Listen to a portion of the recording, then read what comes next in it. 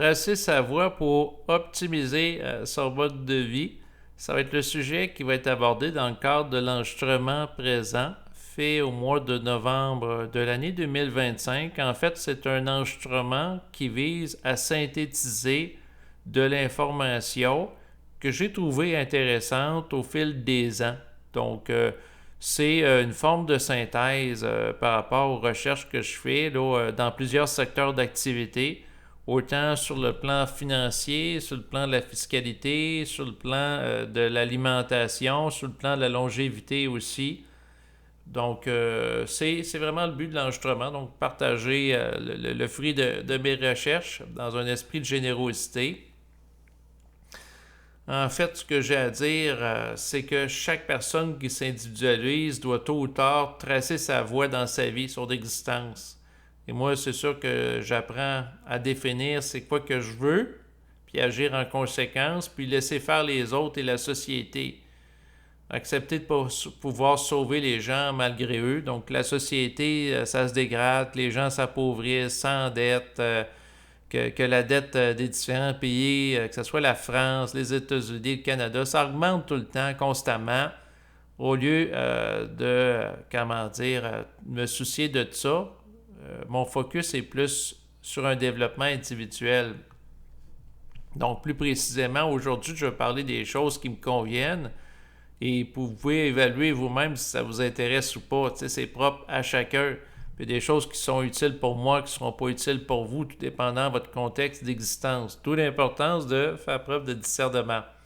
Donc, ma volonté personnelle, mon agenda qui est derrière les éléments que j'ai identifiés pour optimiser mon mode de vie à la base, c'est d'être capable de vivre longtemps, en santé, avec l'autonomie financière, entre autres en utilisant la science et la technologie pour optimiser mon mode de vie. Tu sais, il y a un adage dans le domaine de la philosophie, mieux vaut être jeune, riche et en santé que vieux, pauvre et malade.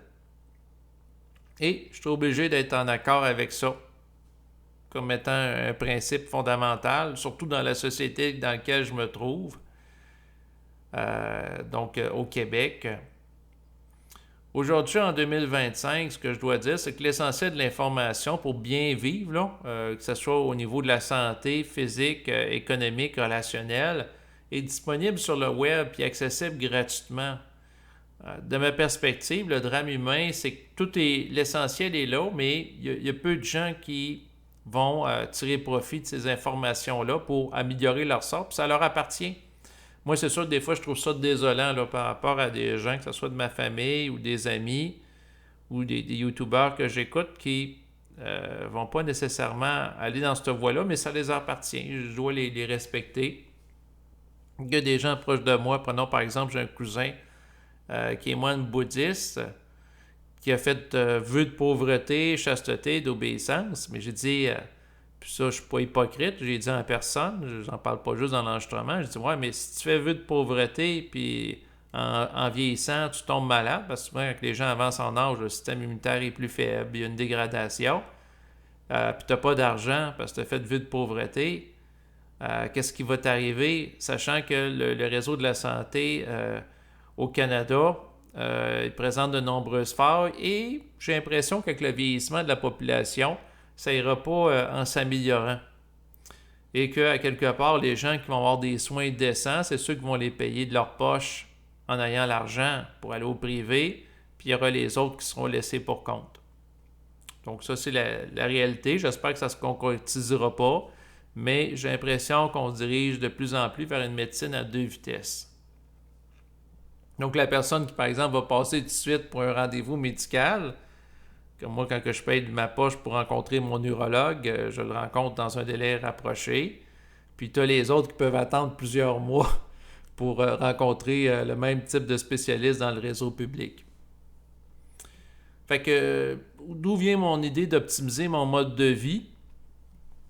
Du constat des failles de la société dans laquelle je m'inscris. Moi, je vis au Québec.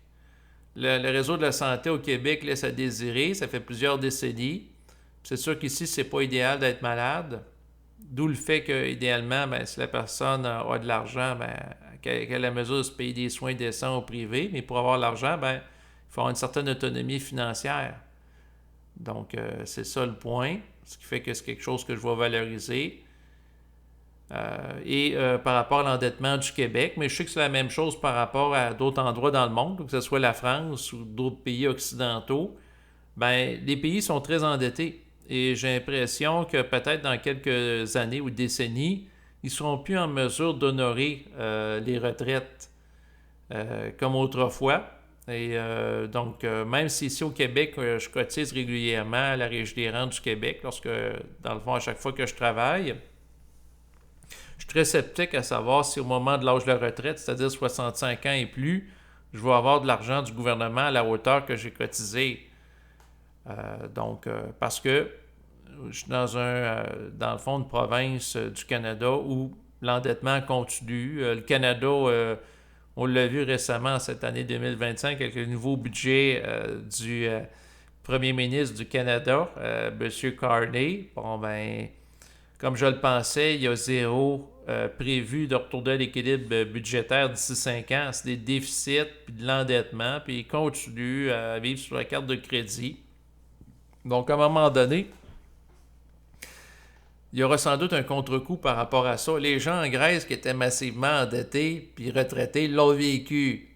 J'ai suivi le dossier il y a plusieurs années. Là, il y avait des gens retraités. C'est sûr, c'est tragique. Là, des gens qui sont rendus à l'âge où ils ne travaillent plus depuis plusieurs années. Puis là, ils se font réduire le montant qu'ils ont à chaque mois. Sauf que le niveau de la vie ne diminue pas. Puis ils ne sont pas en mesure de travailler parce qu'ils sont trop âgés. Fait qu'ils sont pris dans un cercle vicieux ou qui deviennent tout simplement plus pauvres en étant victimes de la spirale infernale de l'endettement et de la dégradation sociale. Bref, je me fie pas au gouvernement du Québec sur du moyen et long terme pour avoir des soins de santé de qualité ou une retraite décente, malheureusement. Sinon, en fait, on est dans un contexte, puis ça, je pense que tout le monde doit prendre ça en considération, du développement de l'intelligence artificielle d'une manière exponentielle. Présentement, mon travail que je fais en dehors de mes enregistrements est menacé par l'intelligence artificielle, ce qui m'amène entre autres à être un frugaliste qui veut parvenir à l'autonomie financière, entre autres à travers l'investissement avec des fonds négociés en bourse avec option d'achat. En fait, il y a un grand remplacement à l'échelle de différents pays parce que c'est international d'emploi par l'intelligence artificielle. Ici, plus précisément, au Québec, il est question que l'Institut du Québec a pu estimer qu'environ 810 000 personnes, soit 18% de la main-d'œuvre québécoise, si on arrondit à peu près 20%, c'est-à-dire une personne sur 5, qui ont des emplois qui vont être remplacés par l'intelligence artificielle. Donc, l'Institut du Québec, c'est un organisme à but non lucratif qui axe ses recherches et ses études sur les enjeux socio-économiques auxquels le Québec fait face. Donc, moi, je suis dans une société et j'ai l'information de la part de chercheurs que, eh bien, on se dirige vers des pertes d'emploi en lien avec ça. Et il est possible que dans quelques années, voire quelques décennies, la plupart des gens bénéficient d'un revenu universel de base. Et dans le fait qu'en lien avec ça, les gens qui vivent aujourd'hui de revenus passifs sont en quelque sorte des précurseurs d'un nouveau mode de vie qui va se régionaliser au fil des décennies parce que l'intelligence artificielle est capable de remplacer les gens qui ont un travail physique manuel par des robots, des automates, entre autres dans les entreprises de production industrielle, mais aussi des emplois plus intellectuels. Comme par exemple faire un diagnostic médical, faire des calculs par rapport à des mathématiques. Il y a un grand remplacement pour les emplois physiques intellectuels qui est en train de s'opérer. C'est pas de la science-fiction. Et en lien avec ça, ce qui risque d'arriver, ben c'est ça, c'est que le mode de vie de certains YouTubers ou influenceurs, je pense entre autres à Adrian de Passive Income Investing qui a pris sa retraite à 34 ans puis qui est venu de revenus passifs, ben ça va être le lot de la majorité, sauf que les gens qui vont vivre d'un revenu du gouvernement versus les gens qui vont pouvoir bénéficier d'un revenu universel du gouvernement en plus d'un revenu qu'ils génèrent par eux-mêmes en complémentarité, ben, il peut y avoir une très grande différence entre quelqu'un qui a un revenu de base qui vit pauvrement, puis l'autre qui va vivre un peu plus dignement ou richement, là. Donc, c'est ça qui peut être intéressant à considérer. Mais avec l'intelligence artificielle, ben, on est confronté à des enjeux. L'un des enjeux de demain, ben, c'est que ça va libérer du temps de cervelle, du temps de travail, parce que l'intelligence artificielle va remplacer de plus en plus d'êtres humains. Et l'un des enjeux par rapport à ça que soulève entre autres Olivier Babot, qui est un écrivain européen que je trouve intéressant. Il fait plein de vidéos sur YouTube. C'est qu'est-ce qu'on va faire du temps libre? Ça fait spécial à dire parce qu'aujourd'hui, en 2025, les gens sont souvent très occupés, conciliation, travail, famille. Ben, on va en venir à une société très différente là, dans quelques décennies. Je m'intéresse beaucoup en passant à la futurologie. J'essaie d'entrevoir les tendances vers où on se dirige. Au niveau de l'investissement, ben, je suis tourné vers les fonds négociés en bourse essentiellement du secteur technologique. D'autant plus que Nvidia a rempli ses promesses. Donc, le bilan qui a sorti il y a à peine quelques jours par rapport à l'entreprise américaine Nvidia, qui vaut près de 5 milliards de dollars, qui fait des cartes graphiques de type GPU, à ne pas confondre avec des CPU. Donc, à livrer, comme on dit, la marchandise. Elle a eu un bilan assez positif au niveau de ses entrées d'argent. D'ailleurs, j'ai investi dans le fonds négocié en bourse qui se rapporte à Nvidia. Fait que moi, j'étais content parce que la valeur du fonds, naturellement, puis des revenus passifs que j'ai à chaque mois, va augmenter en proportion, là. Mais bref, je m'égare un peu. En fait, je m'intéresse aussi à Jean Stone qui parle de la possibilité qu'on soit dans une société dans les prochaines années d'abondance d'énergie. En fait, l'intelligence artificielle va pouvoir faire des calculs pour optimiser, entre autres, les sources d'énergie qu'on utilise. Donc ça, c'est un autre élément intéressant à prendre en considération. Bon, c'est sûr que dans l'optique d'optimiser son mode de vie, ben, il y a le volet financier de l'existence qui m'a amené à m'intéresser au fonds négocié en bourse avec option d'achat. En fait, en 2025, j'ai vraiment concentré beaucoup d'énergie sur l'étude des nouveaux produits parce que les entreprises cherchent à raffiner continuellement les produits qu'ils offrent à la clientèle pour aller chercher des hauts rendements passifs. Et il y a eu des nouveaux produits d'investissement qui sont apparus au Canada qui donnent des plus gros rendements que ceux qui existaient déjà. Et Adrian de Passive Income Investing en parle souvent. Donc, j'ai souvent fait référence à lui, mais c'est pas pour rien. C'est parce que ce gars-là, dans le fond, pour faire une histoire courte, en 2025, il est rendu avec un portefeuille d'investissement de fonds passifs avec option d'achat d'une valeur de 2,4 millions de dollars. Puis en l'an 2000, il en avait 630 000 alors qu'il a commencé à faire des vidéos à chaque mois le suivi de son portefeuille. Fait que là, c'est sûr, c'est motivant aussi de regarder à chaque mois ce qui est rendu. Puis là, on peut comparer avec tout ce qu'on est rendu en prenant le même type de fonds pour voir si c'est proportionnel. Et dans mon cas, l'expérience depuis plusieurs semaines est concluante. En prenant certains de ces fonds, ben moi aussi j'ai des hauts rendements, mais à mon échelle. Puis, dans sa démarche, lui a pris sa retraite à 34 ans et il avait revenu 4 000 $ par mois pour son couple. Il évaluait que c'était suffisant pour vivre en 2019.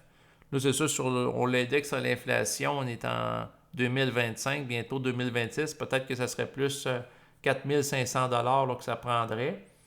Mais le point, c'est qu'aujourd'hui, il est rendu entre 35 000 et 40 000 $ par mois de revenus passifs, pas par année. Fait que c'est quand même intéressant ce qu'il a développé. Moi, ça a été une des personnes que je trouve les plus inspirantes là, présentement dans le domaine de l'investissement. Puis l'étude des fonds négociés en bourse avec des effets de levier qu'il va prendre, c'est souvent des effets de levier de 0,25% pour augmenter le rendement. Donc, s'il y a une hausse, par exemple, de 1%, ben, la personne fait une hausse de 1,25%. Fait que je trouve ça quand même intéressant. En fait, ce que je dois dire avec le recul, parce que j'ai fait beaucoup de vidéos sur ma chaîne YouTube où j'ai partagé des analyses en lien avec l'investissement en crypto, c'est que Présentement, c'est les fonds négociés en bourse avec option d'achat qui me donnent des revenus constants chaque mois. Puis mon argent est plus investi là-dedans que dans le domaine de la crypto. Pourquoi? Parce que le domaine de la crypto, c'est complexe. C'est vraiment pas évident. Puis dans les fonds négociés en bourse avec option d'achat, c'est sûr qu'il faut avoir des convictions aussi. Là. Je ne dis pas aux gens en passant quoi faire. Je ne suis pas conseiller financier. Les sujets que j'aborde, c'est vraiment des fins d'études. Et naturellement, investir, ça peut être dans n'importe quoi, ça comporte toujours des risques. C'est toujours important d'avoir ça à l'esprit. Et donc, je ne dis pas aux gens quoi faire. Par contre, ce que je peux dire, c'est que moi, j'ai pris ça, puis ça, dans le fond, ça a amélioré ma vie financière. Puis pour ce qui est de mon expérience dans le domaine de la crypto, est plutôt mitigée. Et puis, les fonds négociés en bourse avec option d'achat, il n'y a pas de casse-tête, il n'y a pas de stress à faire de la gestion active de portefeuille pour essayer de cibler le plus haut sommet ou les plus bas. Donc, c'est ça que je voulais dire. Peut-être qu'un jour, je laisserai le domaine de la crypto, parce que je trouve ça très énergivore, ou investir une moins grande quantité de temps versus ce que ça me rapporte. Parce que là, je me suis ramassé dans les derniers mois à investir plus de temps d'énergie dans le domaine des titres de crypto, alors que ça me rapporte moins que l'investissement dans des fonds négociés en bourse avec option d'achat, paradoxalement. Donc, c'est ça qui devait être dit. Puis, moi, mon approche, c'est vraiment de partir du plus risqué vers le moins risqué. Il y a plusieurs mois, j'ai investi par rapport aux fonds négociés en bourse qui se rapportent à l'entreprise Tesla, donc Tesla, TSLY-C. J'en avais acheté à 8,22. Puis ça donne un montant de 25 cents par mois. Fait que là, si je prends le montant de 25 cents par mois versus la valeur de 8,22, bon, ben ça me donne un rendement de 3% par mois. Si je multiplie par 12, 36% par année. Et ça, c'est dans l'optique que j'encaisse à mesure les revenus passifs. Mais si je ne les encaisse pas puis je les réinvestis, bien, je fais plus que 36% de rendement par année. Il faut comprendre ça parce que je fais l'effet boule de neige. C'est-à-dire que plus que j'ai de revenus à chaque mois, plus que je les ai réinvestis, puis plus la quantité de revenus par mois que j'ai augmente d'une manière exponentielle. C'est là-dessus que je travaille pendant que je travaille encore comme salarié. Donc, c'est ça le point.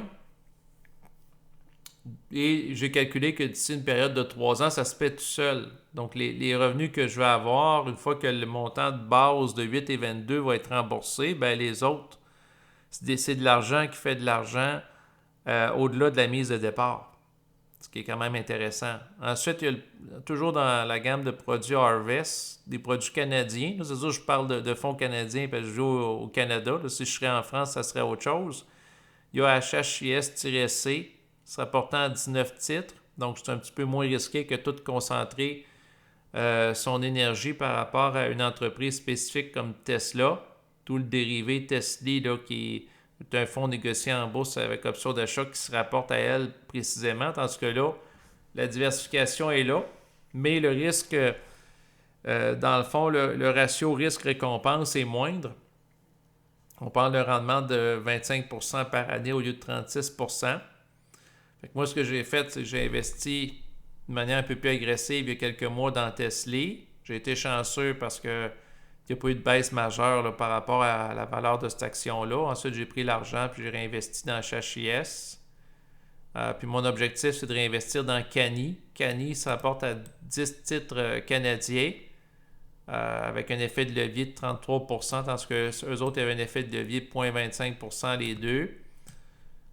Puis cette fois-ci, ça donne 42 cents par mois, soit 22% à peu près par année. Tandis que HHIS, c'est en lien que surtout le secteur technologique aux États-Unis, donc ce qui est très différent. Puis ensuite, HILD, là, qui se rapporte au Nasdaq 100, là, vous voyez qu'il y a un rendement de 12% par année. Fait qu'il est moins risqué que les autres. Parce que là, si on parle du SP500, c'est par rapport à 500 entreprises différentes. Donc, c'est peu probable qu'elle fasse faillite. Par contre, pour ce qui est d'une entreprise spécifique, comme l'entreprise Tesla, qui fait les autos de marque Tesla, ben, il y a la possibilité qu'elle fasse faillite, le risque est plus grand.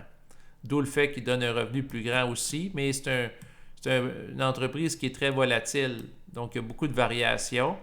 Fait que ça, c'est intéressant pour les fonds négociés en bourse avec option d'achat où les options, dans le fond, sont prises en lien avec le titre et ses fluctuations. Plus que le produit est volatile, plus qu'on peut aller chercher des primes importantes en vendant des options d'achat. C'est ça qui est important d'avoir en tête par rapport à la mécanique de ce type de produit spécifique. Ensuite, dans l'optique d'optimiser ma vie, je m'intéresse à l'optimisation fiscale. Donc aujourd'hui, il y a des ressources intéressantes qui existent par rapport à ça, dans le sens que il y a le YouTuber qui est, dans le fond, planificateur financier québécois, Fred Rondeau, qui fait des vidéos, qui donne accès gratuitement sur Internet. Il y a Jean-Sébastien Pilote qui a fait un blog qui s'intitule jeuneretraité.ca qui présente des articles et explique comment optimiser la fiscalité par rapport à différents types de comptes, REER, CELI, comptes non enregistrés. C'est tous des éléments importants à comprendre parce que d'aller chercher des hauts revenus à chaque mois, c'est intéressant, mais c'est encore mieux si on peut conserver l'argent en faisant de l'optimisation fiscale pour payer le moins d'impôts possible. D'où l'intérêt de bien comprendre la distinction entre des véhicules d'investissement qui sont le CELI, REER, CELIAP, puis je rajouterais aussi régime épargne-études pour enfants. D'ailleurs, par rapport à un enfant, c'est possible d'avoir, au moment où je vous parle, 50 000 $ d'investis à l'abri de l'impôt qui va croître au fil du temps par rapport à un enfant. Prenons par exemple un enfant en bas âge. Un enfant, par exemple, si dès l'année de sa naissance, l'enfant va étudier à l'âge de 18 ans, on investit un certain montant d'argent, puis cet argent-là croît sur une période de 18 ans avec des intérêts composés, mais ça va faire au bout des 18 années un montant d'argent très intéressant. Tu sais, si par exemple il y a un rendement de 18% parce que c'est un fonds indiciel lié au Nasdaq 100, l'autre année c'est un 18% sur 18%, puis c'est exponentiel, mais ça fait de plus en plus d'argent. Puis si c'est un fonds qui est géré passivement, on n'a rien à faire, on a juste à prendre le fonds puis laisser le temps faire son travail en ayant en tête que du temps, c'est de l'argent. C'est quand même intéressant à prendre en considération. Naturellement, je ne dis pas quoi faire là, en matière de fiscalité, je ne suis pas conseiller fiscaliste, mais je trouve ça intéressant de savoir qu'il existe des ressources pertinentes là, par rapport à ça sur le web. C'est sûr que quelqu'un qui veut optimiser son mode de vie fait faire du couponing. Alors, regardez les coupons. Aujourd'hui, à travers certains sites Internet, ma compagne s'intéresse à ça plus que moi, là, je dois avouer. Mais c'est possible d'avoir les rabais de la semaine par rapport aux principaux épiceries ou supermarchés. Autrefois, c'était sous la forme de papier. Aujourd'hui, c'est tout simplement des circulaires en ligne qu'on peut consulter pour économiser, entre autres, sur la nourriture. Puis l'argent qu'on peut économiser, on peut le réinvestir par rapport à des placements comme les fameux fonds négociés en bourse avec option d'achat pour s'enrichir, puis nous donner encore plus d'argent. Puis éventuellement, parvenir à un revenu de base qu'on peut se donner qui va être intéressant. Et si un jour on parle de notre travail en lien avec le développement de l'intelligence artificielle, ça fait une porte de sortie. Bon, par la suite, ce qui peut être intéressant, c'est que pour vivre, dans le fond, longtemps et en bonne santé, souvent c'est intéressant d'avoir de l'argent dans cette optique-là. C'est plus agréable que vivre pauvre et longtemps, naturellement. On va avoir un mode de vie dans une société capitaliste comme celle qu'on a dans les pays occidentaux, être capable de jouir de la vie. C'est intéressant de comprendre au niveau de la biologie les mécanismes du vieillissement.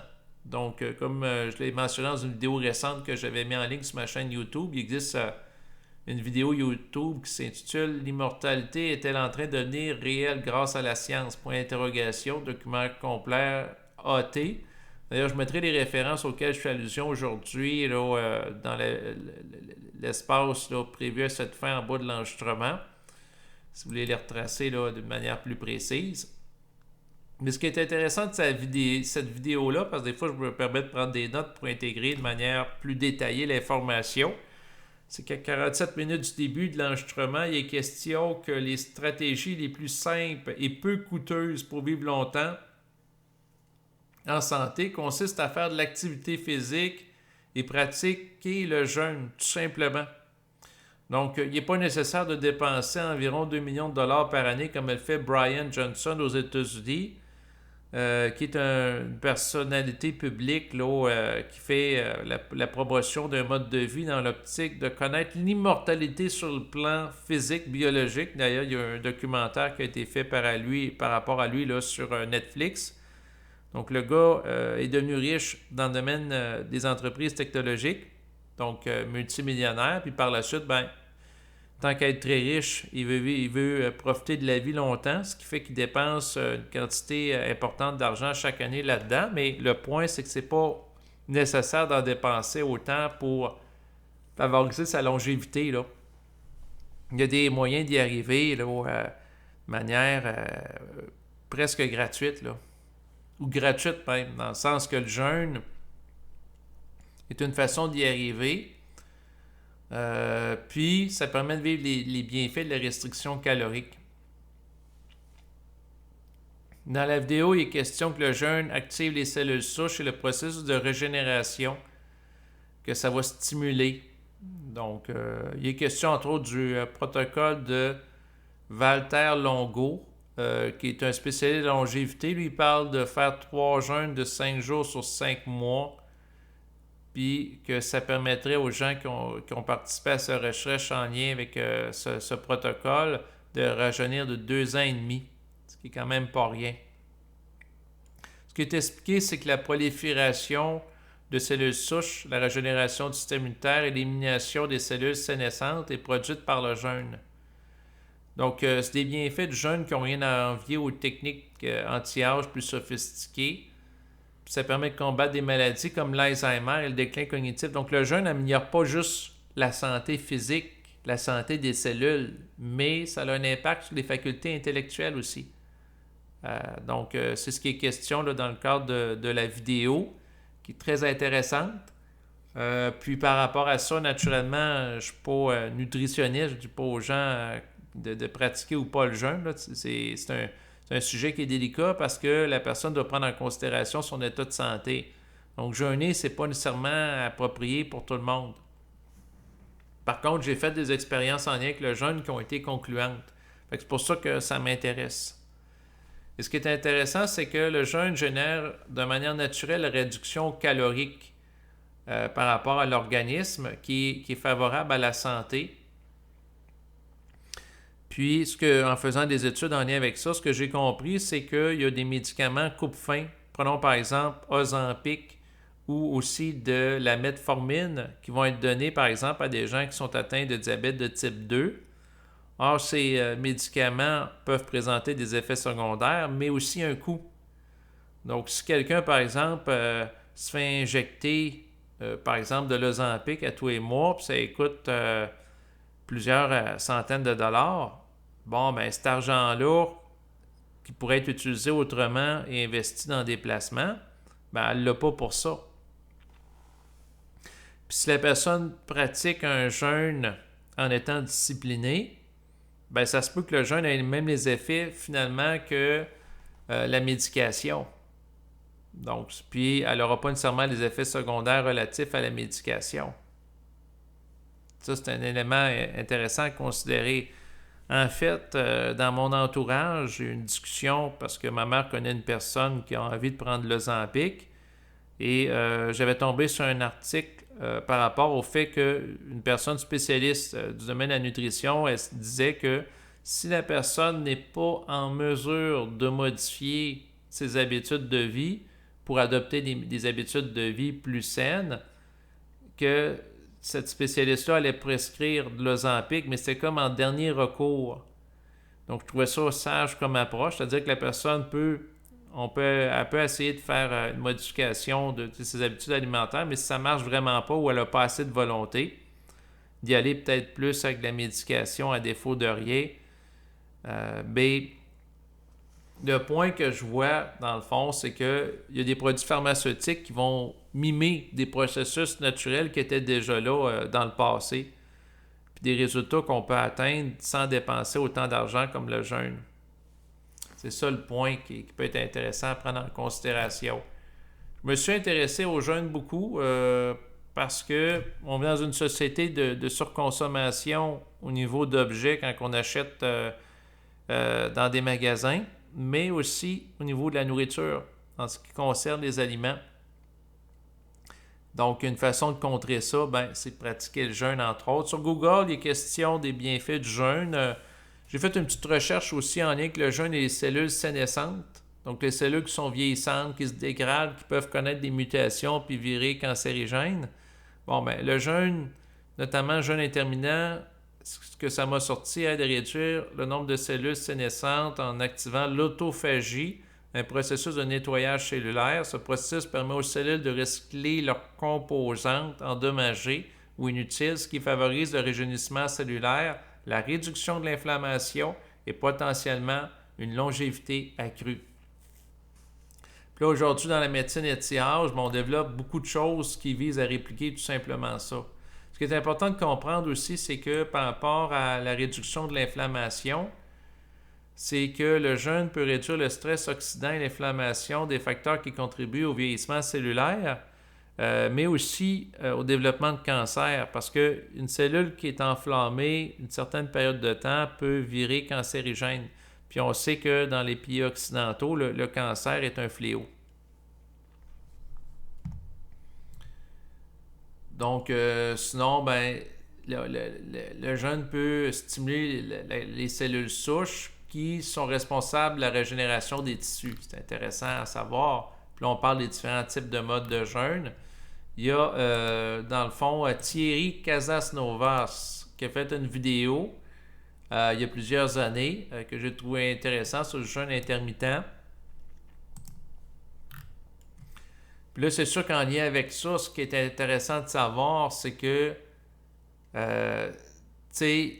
si on met l'organisme au repos pendant une période de temps, son potentiel digestif risque d'être plus grand que s'il est surchargé par rapport à plusieurs repas dans la journée.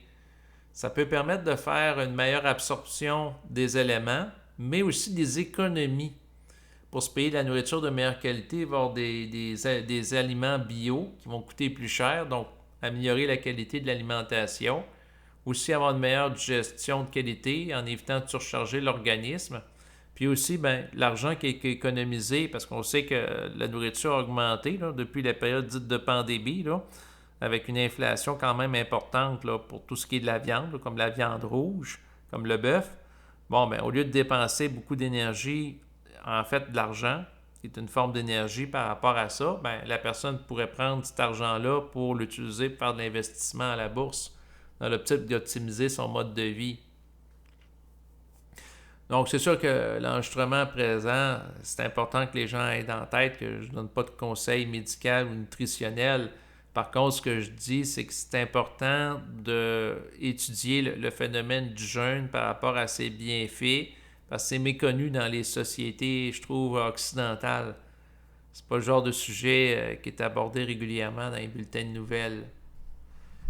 Sinon, pour optimiser son mode de vie, ce qui peut être intéressant, c'est, dans le fond, avoir de l'entraînement physique ajusté à sa situation. De plus en plus, sur YouTube, on voit qu'il y a des types de programmes d'entraînement pour les gens de différents âges. Comme là, il y en a un que je trouvais intéressant pour les 50 ans et plus, que j'ai partagé à ma mère, étant plus âgée que moi, là, naturellement, où ce qu'on fait des mouvements pour favoriser la forme physique au fil du temps.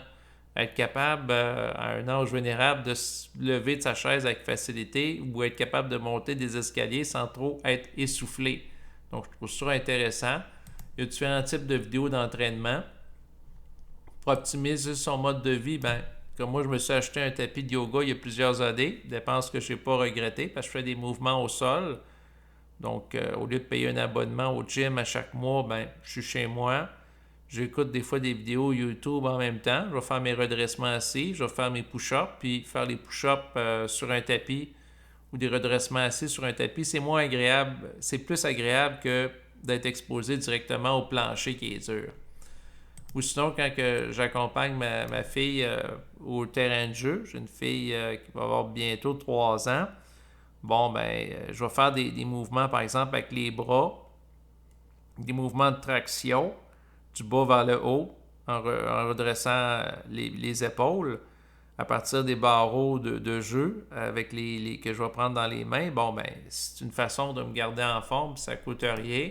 Puis il y a différents autres exercices que je vais faire. Fait que ça, c'est une possibilité. Ensuite, dans l'optique d'optimiser mon mode de vie, ben il y a des exercices qu'on peut faire gratuitement pour se mettre en forme physiquement, pour favoriser aussi le cardio. Comme des fois, je vais faire du jogging avec des pics d'intensité, comme en parle le docteur Éric Simard. J'ai commencé ça récemment, faire par exemple une accélération pour donner mon plein potentiel en faisant du jogging.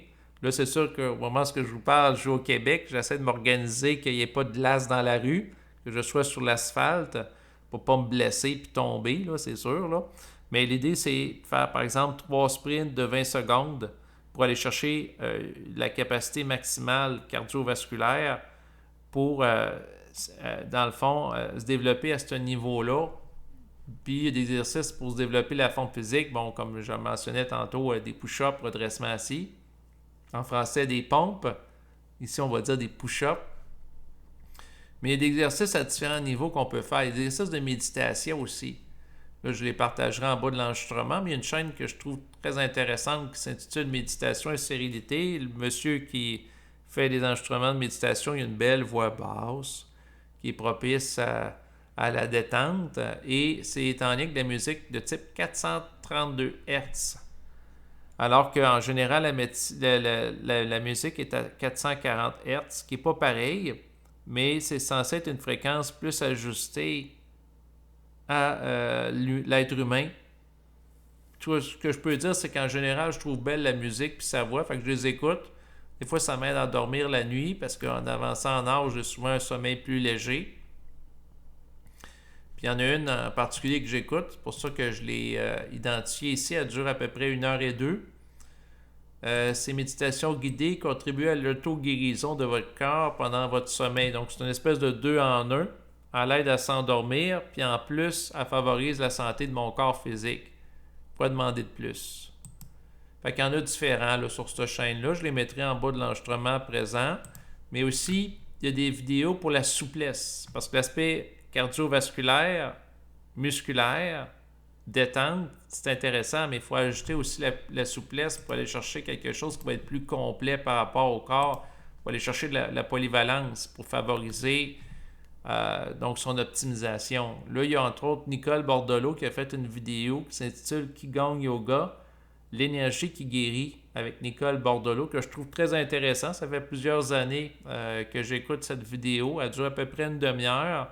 Il y a des très beaux mouvements à faire de type souplesse, des mouvements qui sont doux. Je trouve intéressant. Fait que j'ai fait un peu le tour de différentes ressources. Puis ce qui est intéressant, c'est de faire des liens.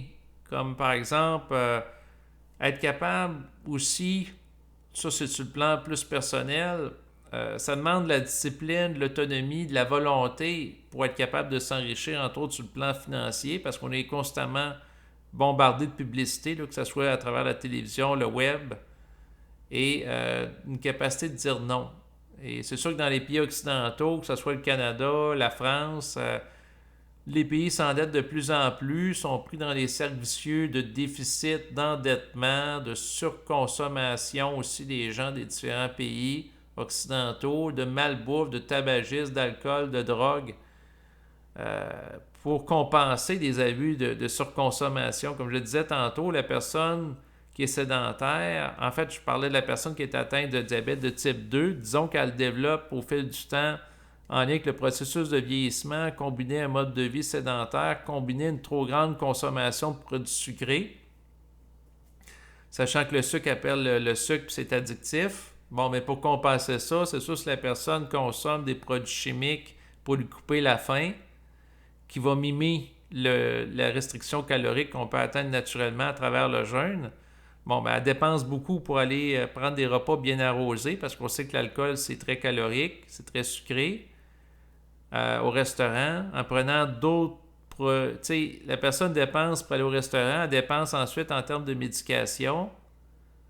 Puis là, elle n'a pas cet argent-là pour faire de l'investissement. Vous voyez un petit peu le cercle vicieux dans lequel les gens peuvent sombrer. Fait que c'est pour ça que c'est important d'être lucide par rapport à tout ça. Et pour bien vivre, ben, ça prend une indépendance d'esprit qui peut mener à une indépendance financière en passant. Mais l'idée, c'est de ne pas penser comme la masse, malheureusement.